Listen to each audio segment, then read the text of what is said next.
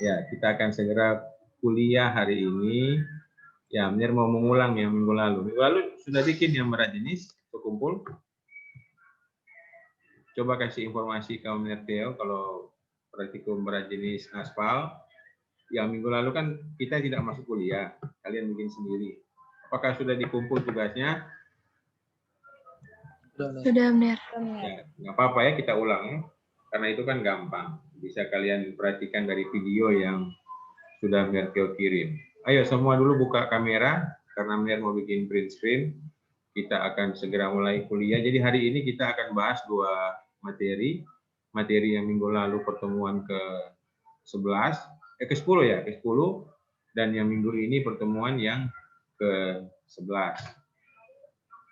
Oh, minggu lalu ke-11. Dan minggu ini yang ke-12 kita akan bahas juga hari ini. Jadi begitu. Ya, kalian boleh perhatikan. Theo mau share video yang ada di DCR. Sudah kelihatan ini? Sudah? Sudah, Amir. Sudah, langsung mulai. Sudah, Amir. Ya. Selamat pagi, kali ini saya akan menjelaskan mengenai proses pengujian berat jenis aspal. Namun sebelumnya saya akan menjelaskan alat-alat dasar yang akan digunakan pada percobaan kali ini. Yang pertama itu pikrometer, yang kedua bicara gelas, yang ketiga timbangan, dan yang keempat waktu rendah.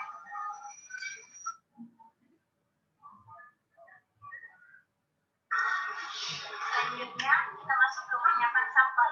Penyiapan sampelnya itu aspal dipanaskan beberapa menit. Setelah itu sambil menunggu aspalnya panas. Pertama kita timbang pikrometer dalam keadaan kosong. Kemudian kita catat hasilnya. Setelah itu pikrometer diisi dengan air sulit sampai batas kalibrasi. Seperti ini. Setelah itu kita timbang, kemudian hasilnya kita catat. Setelah itu air pada pikrometer ini kita buang. Kemudian pikrometer kita keringkan dengan cara kita lap. Setelah itu sampel yang telah panas tadi kita masukkan ke dalam pikrometer. Sampel yang telah dipanaskan tadi kita masukkan ke dalam pikrometer sampai batas kalibrasi. Kira-kira seperti ini. Setelah itu kita dinginkan. Setelah dinginkan beberapa saat, kemudian sampel pada pikrometer ini kita rendam pada bak rendam. Sampelnya kemudian kita rendam dalam bak rendam kurang lebih 30 menit. Setelah 30 menit, sampelnya dapat kita keluarkan.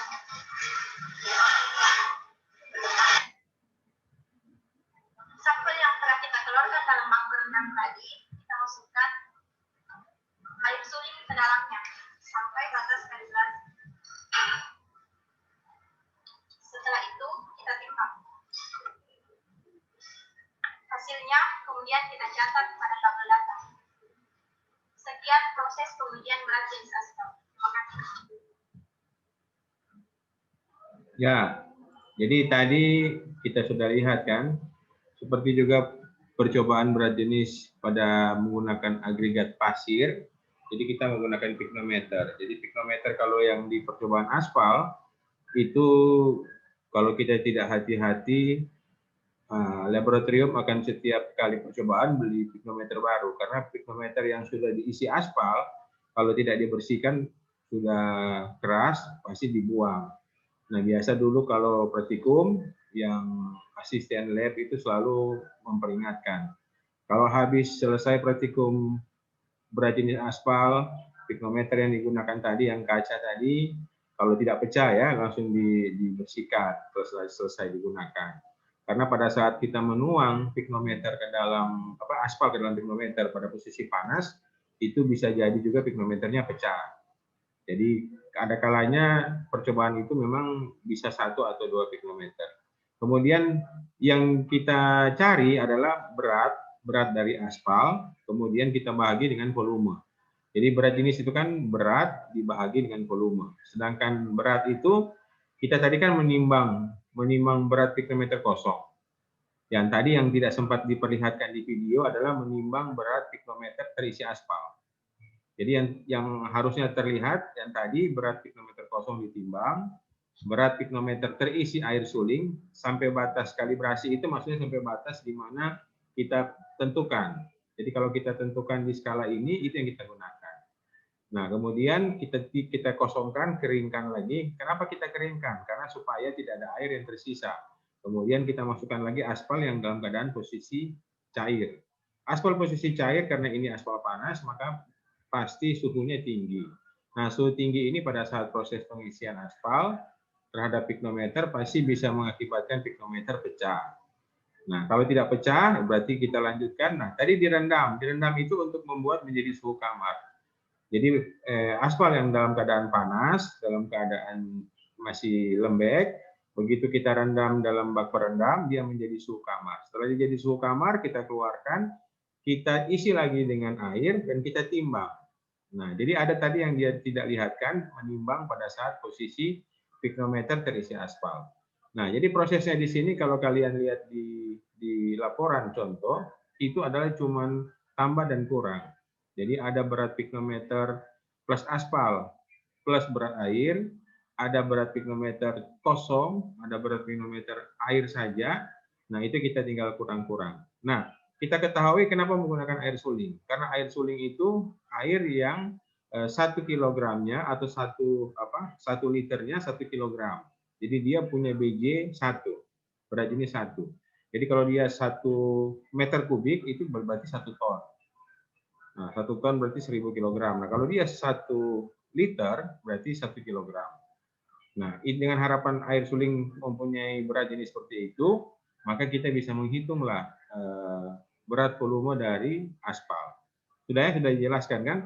Ada pertanyaan tentang ini? Kalau ada yang masih belum jelas tentang praktikum tadi? Ya, jelas kalau praktikum tadi yang terlewat adalah dia menimbang pada saat berat piknometer terisi dengan aspal. Baik, kita akan masuk ke yang kedua, percobaan yang kedua, yang berikut maksudnya, bukan yang kedua, tapi ini pertemuan yang ke-12. Tadi pertemuan ke-11 sudah, sekarang kita akan masuk ke pertemuan yang ke-12. Nah, di pertemuan yang ke-12, kita punya percobaan, atau kita punya praktikum yang namanya daktilitas. Nah, daktilitas ini dari kata ductile. Nah, ini Benar coba mau share screen dulu. Saya kasih pause supaya kalian bisa lihat.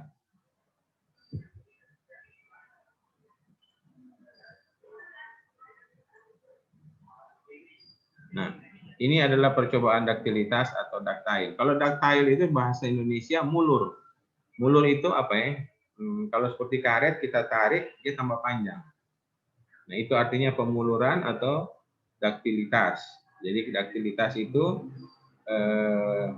karena aspal ini bersifat viskoelastis, jadi dia elastis. Elastis itu artinya bisa mulur atau bisa orang Manado bilang baper. Nah, karena kondisi seperti itu, sehingga aspal ini punya umur atau punya masa pakai. Kalau kalian tahu kan makanan kan, kalau kalian beli susu atau beli minuman kaleng atau makanan apa saja yang dijual di toko, itu pasti ada expirednya. Nah, seperti juga aspal ini ada expirednya. Jadi dia kalau sudah terlalu lama, dia tidak ductile lagi, tidak mulur lagi. Nah, kalau bahasa teknik sipil, tidak ductile, tidak mulur, berarti getas, gampang patah, gampang putus. Nah, kita akan mencoba bagaimana aspal ini ductile yang pada saat kita lakukan penelitian. Nah, sekali lagi ya camkankan ke kalian bahwa penetrasi, berat jenis, kemudian daktilitas, itu angka-angka yang sudah ada. Pada saat kita beli aspal itu dalam bentuk drum, kan kalau orang beli aspal kan dalam jumlah sedikit kan pakai drum atau barel atau dalam orang Manado bilang drum. Itu sudah tertulis mau beli aspal penetrasi berapa? Penetrasi 60-70. Oh, kalau 60-70 daktilitasnya sekian dalam hitungan senti. Kemudian berat jenisnya sekian. Nah, walaupun sudah ada data spesifikasi dari karakteristik aspal tersebut atau aspal properties, nah kita tidak boleh pakai itu langsung berdasarkan data itu, tapi kita harus melakukan penelitian. Nah, penelitian ini kita lakukan pada saat setiap kali kita mau bikin campuran aspal panas. Jadi kita misalkan mau bikin campuran aspal panas, ACWC, aspal konkrit, wearing course. Nah, pada saat kita melakukan itu, kita lakukan pemeriksaan agregat, kita lakukan pemeriksaan aspal. Nah, apalagi contoh kalau aspal itu aspal bekas. Aspal bekas dalam arti kata aspal yang mungkin pernah dipakai pada pekerjaan sebelumnya. Misalkan ada satu drum kita pakai, kemudian karena sisa kita sudah sempat panaskan, sisa kemudian kita simpan. Nah, kita akan pakai lagi di besok harinya. Nah, pada saat seperti itu pasti karakteristik atau aspal propertiesnya berubah. Jadi karena sudah pernah dipanaskan pasti dia berubah. Nah, hal seperti itu perlu kita lakukan pemeriksaan. Nah, baik, kita akan segera mulai. Apa sih pemeriksaan daktilitas itu? Kita lihat videonya dari Universitas Hasanuddin.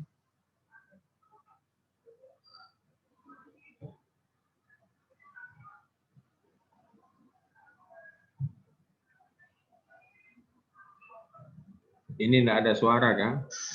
Oh, ada.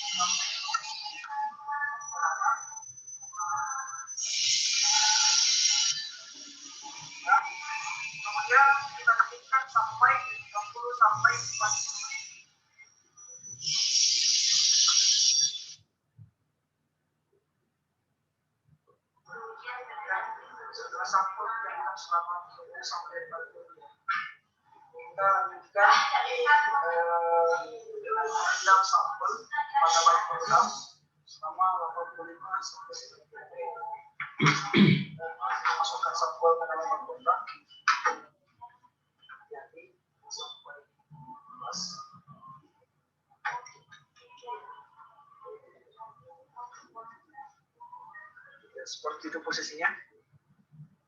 Ya, kita rendam selama 45 sampai 10 menit.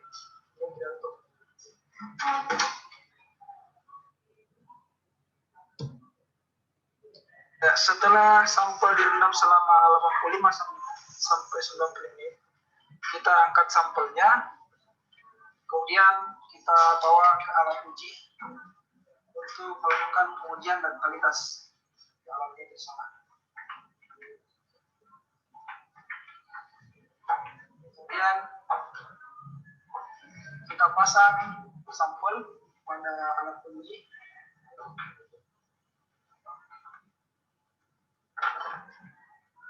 Dengan memasukkan lubang pada alat uji.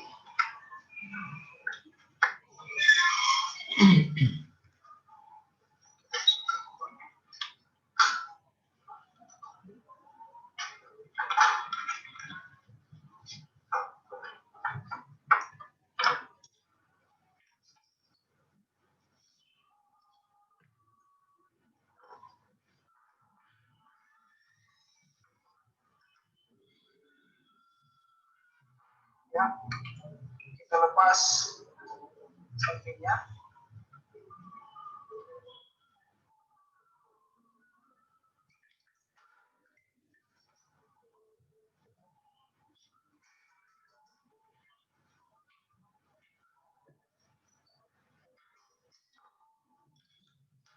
Kemudian kita nyalakan mesin.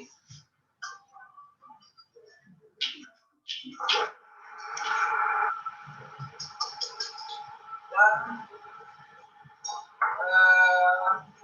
kecepatan dari mesin ini pada suhu 25 derajat Celcius, kecepatannya itu 5 cm per menit. Dan kita menunggu sampel tersebut sampai putus dan mengukur jarak putusnya.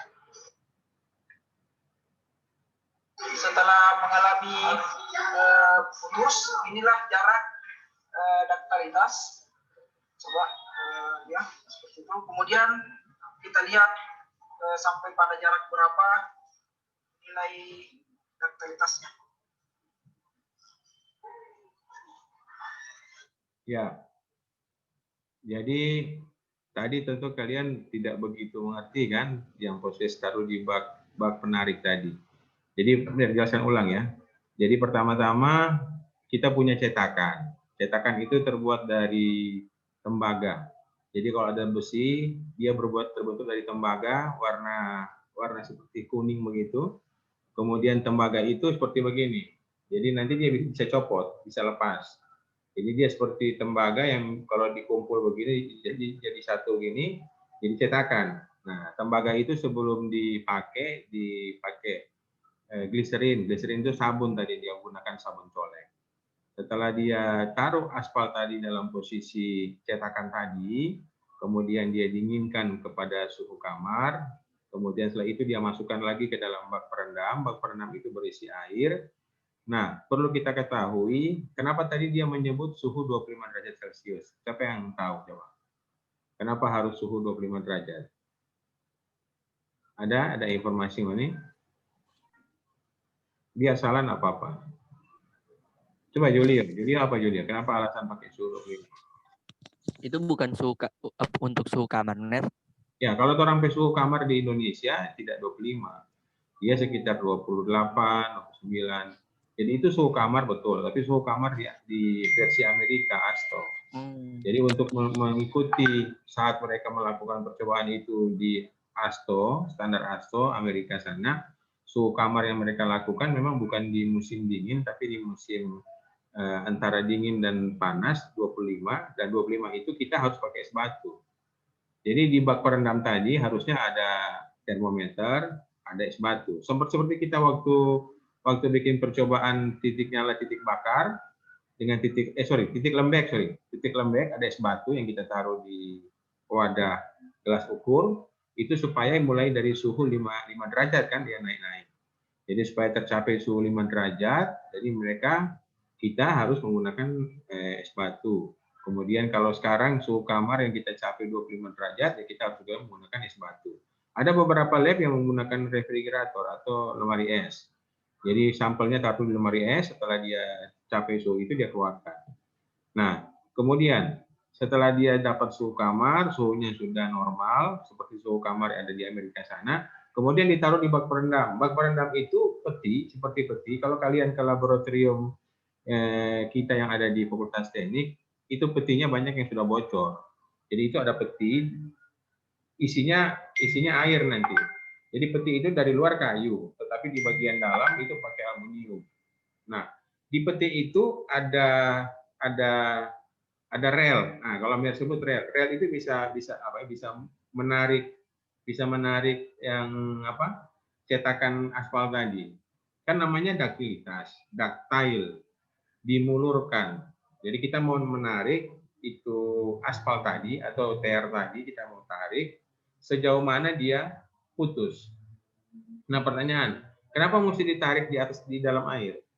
Kenapa tidak ditarik di udara terbuka? Kan tadi ditarik di dalam bak air tuh. Kenapa tidak ditarik di udara terbuka? Nah, kalau beberapa alat daktilitas yang bagus, mereka sudah bikin baknya itu seperti akuarium. Jadi kita bisa lihat dari samping. Jadi kita kelihatan bagaimana itu proses aspal kita tarik. Waktu kita tarik pertama kan dia masih tebal. Makin panjang, makin panjang, makin panjang, makin tipis. Bahkan seperti rambut. Dia jadi seperti rambut. Nah, begitu dia makin jauh, akhirnya dia melendut. Melendut, melengkung ke bawah, akhirnya menempel di dasar dan putus. Nah, kita gunakan air supaya mengurangi lendutan tadi. Kalau air kan dia ada gaya tolakan ke atas. Jadi kalau kita berenang atau berendam kan kita merasa ringan toh, nah, seperti itu. Jadi air mendorong supaya dia jangan melendut. Tetap melendut, tetapi melendutnya itu jauh berkurang ketimbang melendut di udara terbuka, tidak di dalam air. Nah, proses dia putus kapan? Nah, proses dia putus kapan itu kita catat dan kita catat panjangnya. Nah, itu. Jadi suatu aspal yang ductile atau lebih mulur, istilahnya aspal itu ductile sekali, berarti mulur sekali, itu akan lebih panjang, baru putus. Satu aspal yang tidak ductile, yang tidak mulur, mungkin baru tarik 70 cm putus, begitu. Bisa bayangkan toh?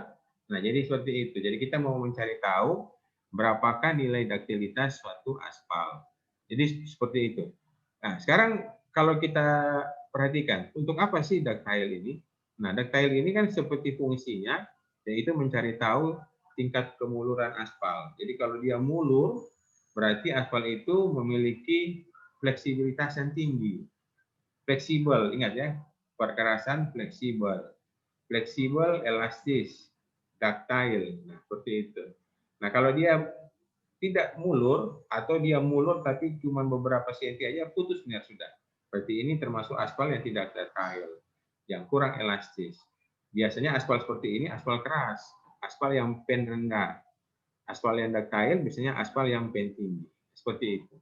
Nah, itu penting sekali kita ketahui karena aspal properties akan kita gunakan untuk percobaan-percobaan campuran aspal panas. Jadi sebelum kita melakukan percobaan mau membuat campuran aspal panas, campuran ACWC untuk spesifikasi Bina Marga 2010 revisi terakhir. Nah, kita harus melakukan percobaan agregat properties dan aspal properties. Silakan, kalau ada pertanyaan silakan. Jadi dua percobaan ini cukup sederhana, yaitu percobaan berat jenis yang sudah kalian kumpulkan tugasnya, dan yang berikut percobaan aktivitas, kita cuma mencari tahu berapa panjang dia bisa putus. Kemudian yang alat untuk penarik itu zaman NIR dulu masih putar dengan tangan, tapi kalau putar dengan tangan banyak kekurangan, karena kecepatannya kita nggak bisa jaga. Jadi tarikan dari alat itu tidak konstan. Nah, kemudian dibuatlah menggunakan dinamo. Seperti tadi dia bilang kecepatannya 5 cm per sekian waktu tertentu. Jadi itu konstan. Jadi bayangkan kalau kita tarik dengan tangan, kita putar-putar begitu, ada kalanya kita putar cepat, ada kalanya kita putar pelan. Nah, tingkat kecepatan itu bisa mempercepat dia cepat putus. Nah, seperti itu. Silakan kalau ada pertanyaan. Jadi hari ini kita kuliah sudah 2 kali ya, yang duktilitas dan berat jenis. Nanti minggu depan ada lagi percobaan yang selanjutnya. Silakan kalau ada pertanyaan boleh tanya. Hari ini kita sudah 12 kali pertemuan. Ayo yang lain buka dulu kamera ini. Brian Kalangi, Cici Nadia, Tresia Pongai, Rafael Sonak, Jeff Umbo, Kristi, mau foto ini, mau tutup kamera.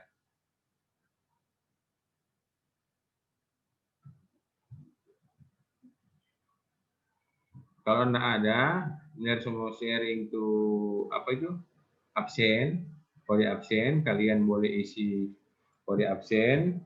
Dan kalau sudah isi kode absen, jangan enggak usah print screen, tapi bilang aja, Mir, saya sudah absen supaya tidak cepat penuh untuk memori HP. Ini kode absen dan mau share. Atau sudah ada di kalian kode absen? Belum kan? Mir belum sempat share toh? Belum, Ner. Ya, ini sekarang Mir share. Mir share di ini juga di apa itu? WA. Nah, silakan sudah bisa lihat di WA ada kode absen. Nah, kalau tidak ada pertanyaan, karena nanti sebentar lagi Mir ada ibadah. Mir sampai di sini pertemuan kita pada sore hari ini. Mir, Ya, silakan. kalau for DP tugas Mir, orang mau backing bagaimana Mir? DP data begitu. DP tugas, yang apa-apa juga bikin sama boleh dengan yang ada di contoh, tapi bikin supaya kalian baca, kalian pelajari bagaimana prosesnya. Sudah? Jadi angkanya boleh enggak boleh sama, boleh juga enggak berbeda. Artinya sama dengan contoh. Ada lagi yang lain? Ya. Ya, kalau sudah kuliah sampai sini, selamat sore semua. Kita ketemu lagi minggu depan pada jam 15.30 ya, minggu depan 15.30. Terima kasih. Tuhan memberkati. Ya, selamat sore. Memberkati. Ya. Terima kasih.